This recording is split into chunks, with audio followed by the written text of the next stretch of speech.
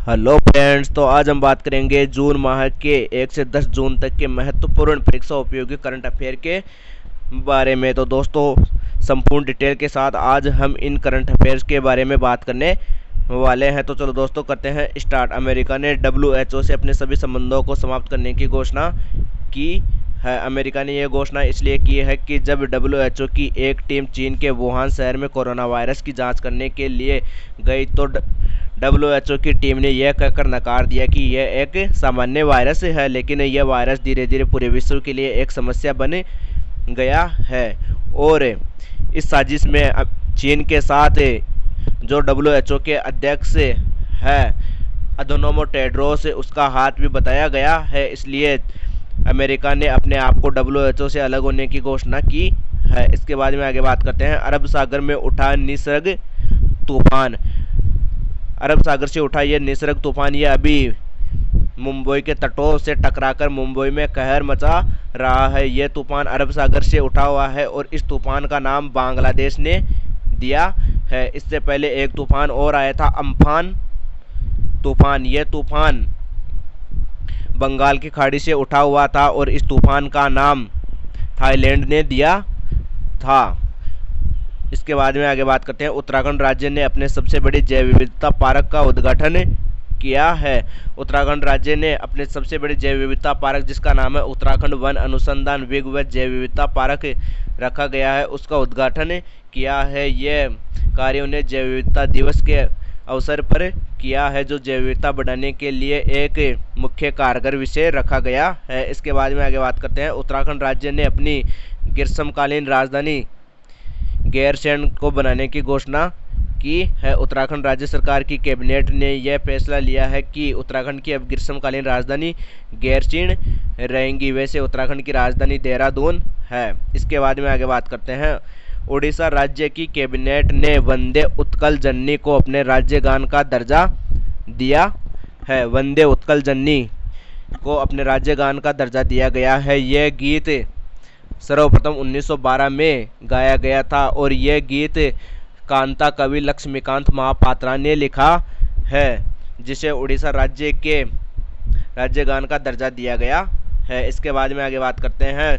केंद्र सरकार ने B6 प्रकार के वाहनों पर हरे रंग की पट्टी लगाना अनिवार्य किया है। केंद्र सरकार ने यह फैसला इसलिए किया है कि पहले पेट्रोल व CNG से चलने वाले वाहनों पर हल्के नीले रंग की पट्टी लगाई जाती थी और जो डीजल से चलने वाले वाहन थे उनके ऊपर नारंगी रंग की पट्टी लगाई जाती थी। लेकिन अब इन वाहनों के ऊपर हरे रंग की पट्टी लगाई जाएगी, जो 1 सेमी चौड़ी होगी।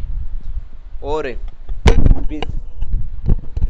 B6 का अर्थ होता है भारत स्टेट, यानी कि वाहन पर्यावरण के प्रति कितना अनुकूल है, इसके लिए हरे रंग की पट्टी लगाई गई है। इसके बाद में आगे बात करते हैं। राष्ट्रपति रामनाथ कोविंद ने किसानों के लिए संवर्धन सुविधा तथा सशक्तिकरण और संरक्षण के लिए अध्यादेश पारित किया है। यह अध्यादेश किसानों के लिए उनकी फसल को संवर्धन प्राप्त करने व किसानों की फसल के लिए अच्छी सुविधा देने, इसी के साथ साथ किसानों के लिए उचित मूल्य पर उनकी फसल बेचने के लिए यह अध्यादेश पारित किया गया है, जो किसानों के लिए अति लाभदायक व हितकारी साबित होगा। इसके बाद में आगे बात करते हैं। मोहम्मद अब्दुल मन्नान ने कोविड-19 पर बिहाइंड द मास्क पुस्तक लिखी है। मोहम्मद अब्दुल मन्नान ये एक भारतीय लेखक है जिन्होंने कोरोना वायरस से फैले रोग कोविड-19 पर यह पुस्तक लिखी है। इसके बाद में आगे बात करते हैं। वुहान डायरी किताब फोन ने लिखी है। फोन यह एक चीनी लेखक है जो चीन के वुहान शहर जाकर उसके कोरोना वायरस के ऊपर वुहान डायरी एक किताब लिखी है, जिसमें कोरोना वायरस से संबंधित सभी महत्वपूर्ण जानकारी दी गई है कि कोरोना वायरस कैसे चीन के वुहान शहर में फैला हुआ है। इसके बाद में आगे बात करते हैं। हाउ कॉन्टेगन वर्क्स किताब पाउलो नियोडोनो ने लिखी है। यह किताब भी कोरोना वायरस के ऊपर ही लिखी गई है। यह एक इटालियन लेखक है जिन्होंने यह किताब लिखी है। दोस्तों, कोरोना वायरस पर लिखी हुई इन किताबों को विशेष रूप से ध्यान में रखना, क्योंकि यह परीक्षा में मुख्य रूप से पूछी जा सकती है। इसके बाद में आगे बात करते हैं। INS कलिंग युद्धपोत में अग्निप्रस्थ नामक मिसाइल पार्क की स्थापना की गई है। अब INS आया तो INS की फुल फॉर्म होती है इंडियन नेवल शिप, और INS कलिंग पर कार्य करने वाले सभी कर्मचारियों के लिए अग्निप्रस्थ नामक ये मिसाइल पार्क उन सभी कर्मचारियों व कमांडर्स को समर्पित किया गया है। इसके बाद में आगे बात करते हैं एडिडास के ब्रांड एम्बेसडर मानुषी छिल्लर को बनाया गया है। दोस्तों मानुषी छिल्लर ये 2017 में मिस वर्ल्ड चुनी गई थी। ये वही मानुषी छिल्लर है, इसे वर्तमान में एडिडास का ब्रांड एम्बेसडर बनाया गया है। इसके बाद में आगे बात करते हैं AY world entrepreneur of the year 2020 का अवार्ड किरण मजूमदार शो ने जीता है। यह अवार्ड जीतने वाली यह तीसरी भारतीय बन गई है। और किरण मजूमदार शो यह बायोकॉन कंपनी की CEO है। बायोकॉन एक मेडिसिन निर्माण कंपनी है। इसके बाद में आगे बात करते हैं एशियाई क्षेत्र के लिए Commonwealth short story prize Kritika Pandey ने जीता है। इसके बाद में बात करते हैं स्पोर्ट्स से रिलेटेड मुख्य प्रश्नों के बारे में। तो फोर्ब्स के अनुसार विश्व के सबसे ज़्यादा कमाई करने वाले एथलीट रॉजर फेडरर बने हैं। रॉजर फेडरर ये एक टेनिस के खिलाड़ी है जिनकी कमाई इस वर्ष 106.3 मिलियन डॉलर रही है। और दूसरा स्थान क्रिस्टियानो रोनाल्डो को दिया गया है। क्रिस्टियानो रोनाल्डो यह पुर्तगाल के एक फुटबॉल स्टार खिलाड़ी है और रॉजर फेडरर यह है स्विट्जरलैंड के खिलाड़ी है। इसके बाद में आगे बात करते हैं फोर्ब्स के अनुसार विश्व में सबसे ज़्यादा कमाई करने वाले क्रिकेटर विराट कोहली बने हैं। क्रिकेट के क्षेत्र में सबसे ज़्यादा कमाई करने वाले भारतीय विराट कोहली बने हैं। और फोर्ब्स के अनुसार सबसे ज़्यादा कमाई करने वाले एथलीटों की सूची में विराट कोहली का 66वां स्थान था। यह भी मुख्य रूप से ध्यान में रखना है। इसके बाद में आगे बात करते हैं सोशल मीडिया प्लेटफॉर्म से सबसे ज़्यादा कमाई करने वाले व्यक्ति क्रिस्टियानो रोनाल्डो बने हैं। ये पुर्तगाल के स्टार खिलाड़ी है जिन्होंने सोशल मीडिया प्लेटफॉर्म से सबसे ज़्यादा कमाई की है। और दूसरा स्थान अर्जेंटीना के स्टार टेनिस खिलाड़ी लियोनेल मेसी का है। इसके बाद में आगे बात करते हैं खेलो इंडिया ई पाठशाला कार्यक्रम का उद्घाटन किरण रिजिजू ने किया है। इस कार्यक्रम को शुरू करने का मुख्य उद्देश्य है कि जो खेलों से संबंधित स्टूडेंट्स हैं उनके लिए ऑनलाइन स्पोर्ट्स क्लासेस शुरू की जाए। इसके बाद में आगे बात करते हैं महिला एशिया कप 2022 की मेज़बानी भारत करेगा। यह एक फुटबॉल टूर्नामेंट है जिसकी मेज़बानी 2022 में भारत करने वाला है। तो दोस्तों इसी के साथ अपन बात करते हैं मुख्य योजनाओं के बारे में जो परीक्षाओं की दृष्टि से काफ़ी महत्वपूर्ण साबित होने वाली है। तो कोविड-19 मरीजों के लिए 1 लाख बिस्तर तैयार करने वाला देश का पहला राज्य उत्तर प्रदेश बना है। 1 लाख बिस्तर यह उत्तर प्रदेश के सभी 75 जिलों में को मिलाकर 1 लाख बिस्तर तैयार किए गए हैं। इसी के साथ अपन बात करते हैं पिछले कुछ दिनों में आई हुई उत्तर प्रदेश से संबंधित मुख्य योजनाओं के बारे में जो परीक्षा की दृष्टि से काफ़ी महत्वपूर्ण है। तो उसके बारे में बात करते हैं प्रवासी राहत मित्र ऐप। यह ऐप उत्तर प्रदेश सरकार ने शुरू किया है जो प्रवासी श्रमिकों के लिए लॉन्च किया गया था। आयुष कवच कोविड ऐप। यह ऐप कोरोना वायरस से संक्रमित लोगों को बचाने के लिए उत्तर प्रदेश सरकार ने शुरू किया था। अन्नपूर्णा पोर्टल। यह पोर्टल उत्तर प्रदेश सरकार ने कोरोना महामारी के समय लोगों को भोजन की सुविधा मुहैया कराने के लिए यह पोर्टल लॉन्च किया गया था। सप्लाई मित्र ऐप। यह ऐप भी कोरोना वायरस के समय ही उत्तर प्रदेश सरकार ने लॉन्च किया था। इसी के साथ बात करते हैं जो पिछले महीनों में उत्तर प्रदेश चर्चा में रहा उससे संबंधित महत्वपूर्ण योजनाओं के बारे में। तो पुल टेस्टिंग करने वाला पहला राज्य उत्तर प्रदेश बना है। जियोटेक कम्युनिटी किचन शुरू करने वाला पहला राज्य, देश का पहला राज्य भी उत्तर प्रदेश बना है। वर्चुअल कोर्ट के जरिए सुनवाई करने वाला पहला राज्य भी उत्तर प्रदेश ही बना है। वर्चुअल कोर्ट यानी कि ऑनलाइन यानी कि टीवी पर सभी के सामने सुनवाई करने वाला देश का पहला राज्य। इसी के साथ CEA के लिए गृह मंत्रालय को शरणार्थियों की लिस्ट भेजने वाला पहला राज्य भी उत्तर प्रदेश ही बना है। इसके बाद में आगे बात करते हैं केरल सरकार ने कीफोन नामक मुफ्त इंटरनेट सेवा शुरू करने की घोषणा की है। अब कीफोन है क्या? कीफोन का अर्थ होता है केरल फाइबर ऑप्टिकल नेटवर्क। यह नेटवर्क गरीब लोगों के लिए मुफ्त इंटरनेट देने से संबंधित है, जो दिसंबर 2020 से लागू किया जाएगा। इसी के साथ बात करते हैं केरल सरकार के कुछ मुख्य अभियानों के बारे में, जो पिछले दिनों में काफ़ी चर्चा में रहे थे। तो ब्रेक द चेन अभियान केरल राज्य सरकार ने लॉन्च किया था। यह अभियान कोरोना वायरस के खिलाफ था। प्लाज्मा थेरेपी से कोविड-19 मरीजों की चिकित्सा करने वाला पहला राज्य भी केरल ही बना था और सीईए के खिलाफ प्रस्ताव पारित करने वाला पहला राज्य भी केरल ही बना था और दूसरा राज्य पंजाब बना था और सीएए के लिए प्रस्ताव पारित करने वाला पहला राज्य उत्तर प्रदेश बना था और खिलाफ प्रस्ताव पारित करने वाला पहला राज्य केरल बना था। मुख्य रूप से इन दोनों के बारे में ध्यान रखना परीक्षा में पूछा जा सकता है। इसके बाद में आगे बात करते हैं। भारत सरकार ने बिहार में जल जीवन मिशन योजना शुरू करने को मंजूरी प्रदान की है। यह योजना बिहार में लोगों को नल के कनेक्शन प्रदान करने के लिए लागू की गई है, जो घर घर लोगों को नल कनेक्शन प्रदान किया जा सके। इसके बाद में आगे बात करते हैं। पीएम मोदी ने माई लाइफ माई योगा नाम से एक प्रतियोगिता शुरू की है। इस प्रतियोगिता का अन्य नाम भी है, जीवन योगा नाम भी रखा गया है, जो नियमित योगा करके अपने शरीर को स्वस्थ रखने और रोगों से लड़ने के लिए योगा नामक प्रतियोगिता शुरू की गई है। इसके बाद में आगे बात करते हैं। ओडिशा राज्य सरकार ने विशेष आजीविका हस्तक्षेप योजना को मंजूरी प्रदान की है। यह योजना कोविड-19 से प्रभावित कामगार, किसानों व प्रवासी श्रमिकों के लिए लागू की गई है। इसके बाद में आगे बात करते हैं। आवास व शहरी मंत्रालय ने पीएम स्वनिधि योजना का शुभारंभ किया है।